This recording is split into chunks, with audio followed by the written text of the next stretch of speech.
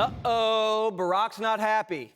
After hiding Harris all fall, Democrats watched her numbers drop. It was time to change strategy. Obama ordered Kamala, "You're doing a media blitz." But Harris couldn't handle the pressure.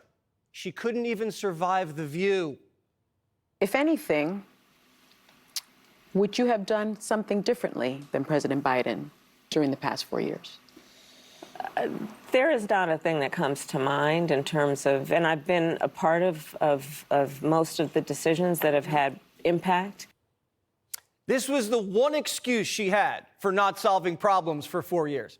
I was only VP. I don't call the shots. This was her one saving grace that let people think maybe she's not Joe Biden. Maybe she can be different. Maybe she can bring change. And she just went on The View and said, "I'm Joe Biden. I wouldn't have done anything differently the last 4 years." At the debate, she declared, "I'm not Joe Biden," and today she says she is. She even flip-flopped on whether she's Joe Biden. Afghanistan, wouldn't have done anything differently. Inflation, the border, if she had to go back and do it over, she would have done everything the same. If she had a time machine, she'd hurt the country all over again. She has no regrets. She must really hate you. Joe Biden was so unpopular, he got whacked by Democrats, and she learned nothing from that. She just went on live TV and said, "Yeah, Biden, that's my guy. I'm a Biden Democrat." Now we know how Kamala climbed her way to the top. Blind loyalty. And now that she's all alone at the top, she doesn't know what to do with herself. She's still kissing up to the guy she cooed. This whole election is about change. And she just went on TV and said, "I'm more of the same." She handed Trump the one campaign ad that Democrats were dreading. CNN can't believe it. I'm surprised, frankly, that she doesn't have more to say about this, given that she and her campaign know that this is one of the main questions that voters have about her.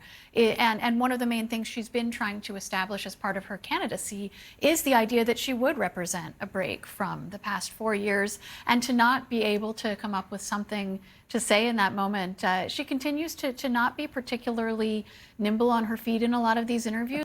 Who would have thought The View would trip up the Harris campaign? They were giving her an opportunity to say, "I'm proud to serve with Joe Biden, and I'm proud of X, Y, and Z, what we did, but I would have told the Fed to wake up and raise rates much earlier to crush inflation. And the next 4 years, I'll show you what I'm made of." How am I better at being Harris than Harris? She's been doing this her whole life. She's not very good at it. And if you think she was unprepared for The View, watch her on 60 Minutes. The first bill we proposed to Congress was to fix our broken immigration system, knowing that if you want to actually fix it, we need Congress to act. It was not taken up. Arrivals quadrupled from the last year of President Trump.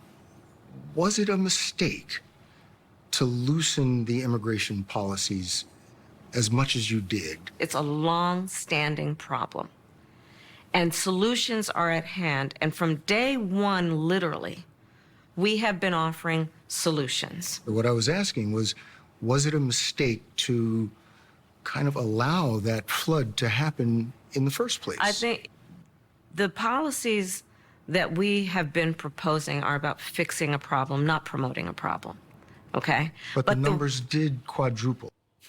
She can't even answer the question because she never tried to fix the border until it was an election year. She claims she sent an immigration bill to Congress on day one, and it wasn't taken up. Well, Primetime producers investigated because, from all we remembered, out of the gate, Biden signed 7 executive orders shredding Trump's border policies. We didn't recall a Biden-Harris immigration bill on Inauguration Day because Biden-Harris didn't propose a bill fixing the immigration system. We discovered they submitted an amnesty bill that would give citizenship to all of the illegals in the country.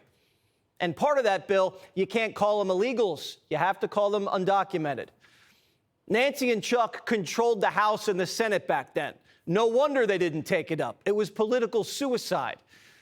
The bill was just a ruse, just like the border bill this year. Kamala said Bidenomics was working and the border was secure for 4 years. Now she's saying she has a bunch of solutions to the problems she said weren't problems. It's a long-standing problem. And solutions are at hand. And from day one, literally, we have been offering solutions. It's because solutions are at hand, and solutions are at hand. So the solution to the border is to blame Trump. What's the solution to high prices? Groceries are 25% higher, and people are blaming you and Joe Biden for that. Are they wrong? To your point, prices are still too high. And I know that, and we need to deal with it, which is why part of my plan, you mentioned groceries. Part of my plan is what we must do to bring down the price of groceries.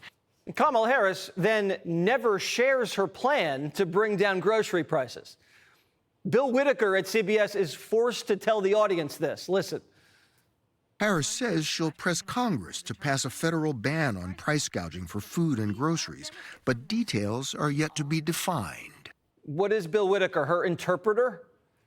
Inflation is the #1 issue in the country. She's on 60 Minutes a month before the election, and the press has to explain what Harris's plan is because she didn't.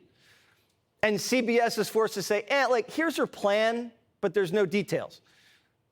What am I watching? What promise has Kamala ever kept? She said she'd wire rural America with broadband, never did it. She said she'd build car chargers, never did it. She said she'd secure the border, never did it. Bring down prices, never did it. Why are we hiring a woman who's never kept a single promise?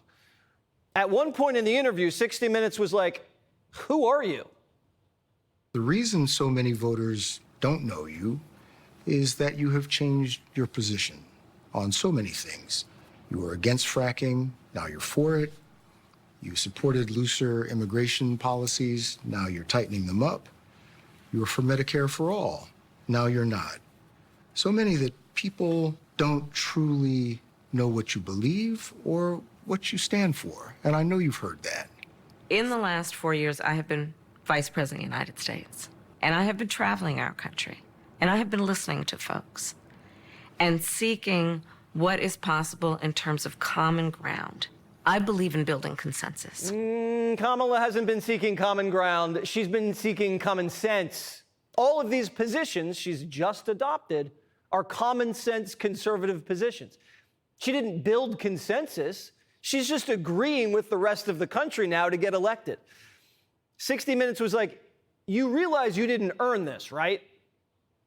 Was democracy best served by President Biden stepping down and basically handing you a nomination? You didn't have to go through a primary process. You didn't have to fight off other contenders. That's not really the way our system was intended to work. I am proud to have received the endorsement of leaders around this country from every background and walk of life to fight in this election over the next month for our democracy. But I think this truncated process is why people think or say they don't really know who you are. Look, I've been in this race for 70 days. Kamala struggled to justify why she's running for president and even why she's the nominee. And if you wanted the country to get to know you, why have you been hiding? Everybody that's gotten to know Kamala quit. 72% of her staff worked for her, found out who she was, and just walked off the job. All she does ever is talk about Trump. The country's bored by that. They want to hear from politicians, how are you going to help the country? When you hear, the Vances and the Trumps talking about what's happening here at home and saying things like America first and make America great again, that messaging sometimes resonates a lot more. Absolutely. Not sometimes, it does resonate a lot more. Democrats see the numbers. Internal polling has Kamala losing Michigan. And now in Wisconsin, Democrats say Harris is down 3. This is what gamblers do when they're down. Double their bets to get out of the hole. That's what Obama's pulling here. Kamala's down, so let's double her media and see if we get lucky. If the bet works, Obama's a genius and he can relax with his martini in Hawaii. If it doesn't work, Biden's going to say, see, Barry, I told you so. Why do you think I didn't let her out of the White House? So Barry's about to get humiliated. His only option is to save the Senate. So the Messiah is cutting ads for politicians we've never heard of. Building a better future starts by electing people who know you, who see you, and who understand what you're going through. That's why it's so important to re-elect Jackie Rosen. Jackie who? The whole reason Barack bounced Joe is because he was going to lose the White House and the Senate. If Kamala was the answer, why did they all of a sudden need Barack to save the Senate? It doesn't matter. Barack will just blame Nancy. Click here to subscribe to the Fox News YouTube page to catch our hottest interviews and most compelling analysis. You won't get it anywhere else.